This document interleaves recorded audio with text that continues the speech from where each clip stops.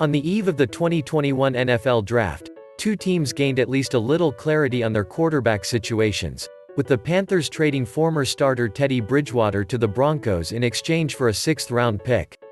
Neither side is guaranteed to sit out the QB market come Thursday night, but we can at least assess who got better, or who found better value, in the wake of Bridgewater's relocation to Denver. Let's break down the deal for both parties. Some teams deserve criticism when they settle for perceived base hits over potential home runs, specifically at a position like QB. And the Bridgewater acquisition almost certainly falls in the base hit category. Rarely has the former Vikings, Saints and Panthers veteran been anything but a high-floor, low-ceiling starter. At his best, Teddy's still more of a good but not great QB, which may or may not be enough to lift Denver to the postseason for the first time since Peyton Manning was in town. But here's the difference between the Broncos and a team like the Bears, which made a similar mid-level acquisition this year in Andy Dalton.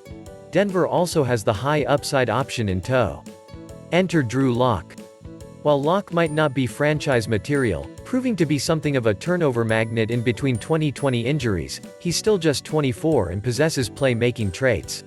By adding Bridgewater, the Broncos have simply raised the collective floor of the QB room, while retaining the possibility of a Lock breakout.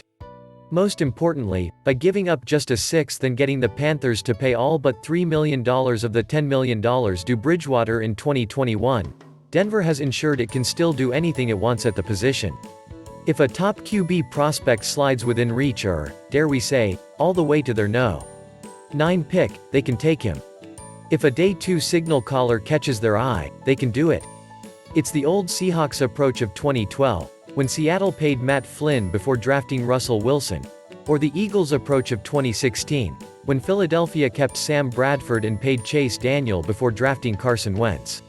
The name of the game at QB is to stockpile assets until you find one worthwhile, and the Broncos are doing that sensibly.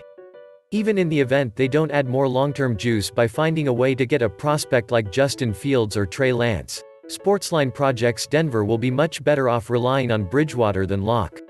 While the latter has the much bigger arm, expert analyst Stephen O. notes, the improvement in accuracy with fewer INTs helps Denver win nearly one more game per season simulation.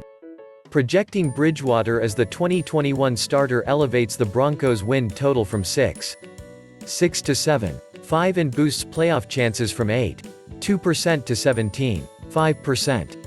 There was no clear path back to the starting job for Bridgewater in Carolina. It was only a matter of time until the Panthers moved the veteran.